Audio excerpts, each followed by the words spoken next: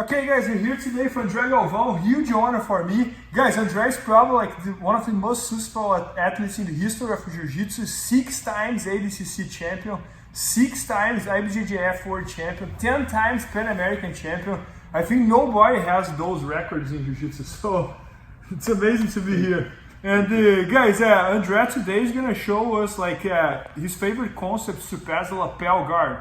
So we just shot an entire structure with him all about guard passing, and it was one of the craziest things I ever saw. It was like more than 6 hours of content and almost like 13 hours filming. Yeah. We started 9 a.m. Now it's like 9 or 10 p.m.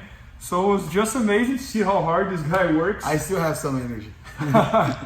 And he's gonna show us here like his favorite concepts to pass the lapel guard. And I can't wait to learn from him. All right, let's do it, Bernardo. So we're gonna start here from the lapel guard, the squeak guard. So you control this lapel, and usually you place your leg right on my hips right here, and he underhook my leg and grab the lapel like this. There's different ways for him to control the lapel. Okay, he can control like this or like that. Usually they control more the other way, Bernardo. Go the other way, like this. Usually more this way. Okay, and your opponent is always moving like 90 degrees from you to set up this grip. Okay, go back, Bernardo. Sometimes like let it go. So sometimes they also do this technique from the De La Riva already, and then they grab the lapel like this. So if that happens from De La Riva, you must like bring his leg over your lap right here, okay, and then you control this leg here, and you stay 90 degrees from him, ready to pulse this hand, okay, the left hand, right behind the knee of the opponent, okay? And what I do here, I call the reverse stack pass, where I place my hand here. Even you control this sleeve here, control my sleeve here, I'm able like to do this. And what I'm gonna do, I'm gonna circle around Bernardo, and I have my right hand going under his leg, okay, and I'll try to aim to grab his neck right there, but I need to move around. It's like circling around like this. Okay, once I circle around, I'm gonna apply the pressure of my hips right on top of his arm, and it's gonna feel like an arm bar here. I'm gonna start stretching my leg to break his grip. Now, it's very important to apply the pressure of my shoulder right on his armpit right here. Turn around, Bernardo, like this way. It's very important to keep your hand on this side here, bring him towards you, and applying the shoulder pressure on his hips. Why? Because he's gonna try to turn right here, I keep his hips on the floor. I put my knee off the mat, and I apply the pressure here. Now what I wanna do is to keep his leg, okay? Scoop my hand under his leg, and lift his leg, and pass my leg under, my left leg under his leg. So I put him on my lap. And once I get here, I can start control him as a leg drag. He's gonna probably like frame on me and start working like this to bridge exactly. I gotta use his C grip to pulse and pass his hand to the other side.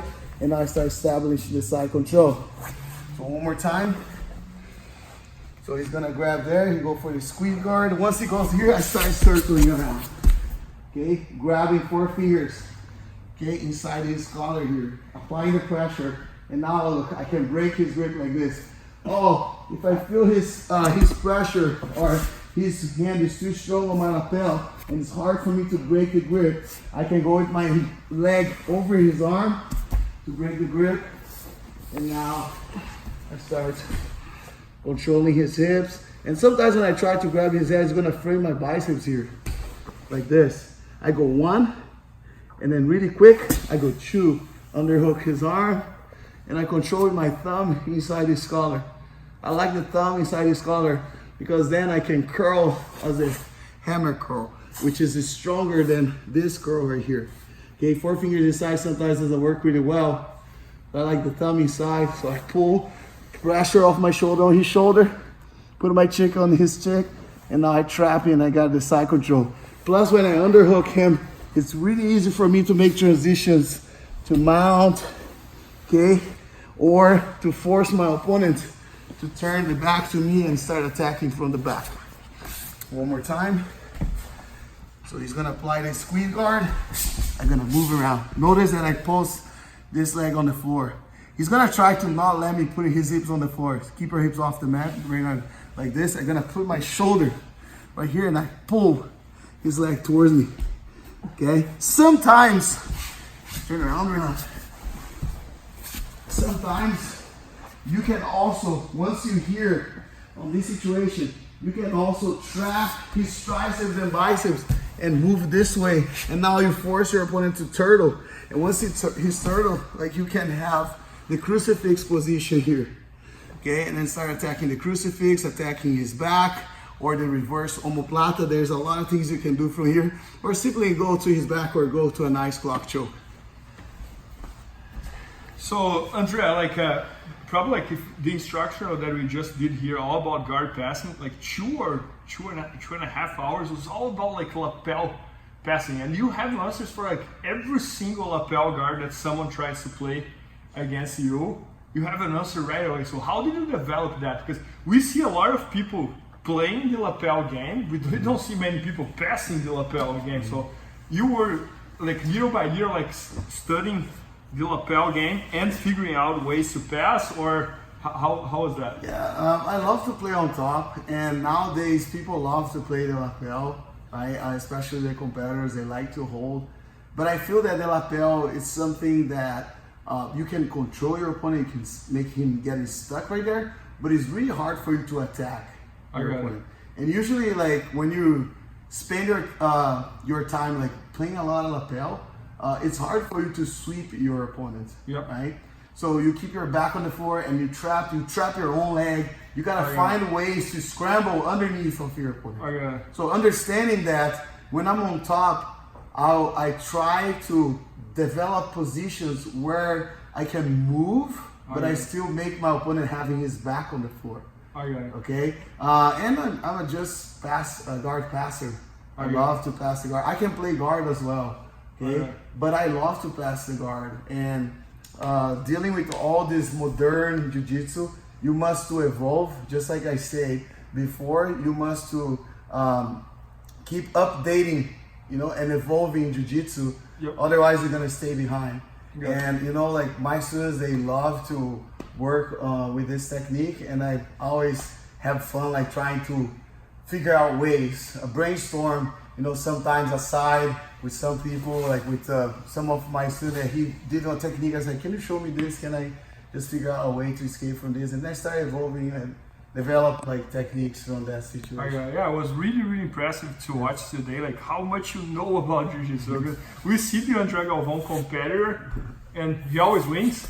But I had never seen like the André Galvão instructor, and it was like was probably like one of the longest instructional videos he ever done. Yes. And if we let, it would keep going until tomorrow. So, and how do you develop like techniques? So it's kind of like what you just said, like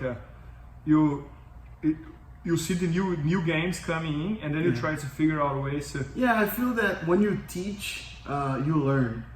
So every time my students, they have questions, and I need to figure out ways to give them the right answer.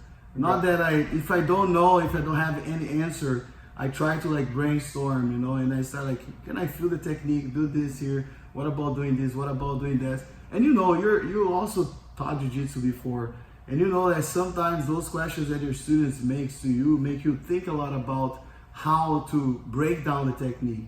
And I think I evolve a lot, not only in jiu-jitsu as an athlete, but also as a coach, as a teacher as well, as a professor.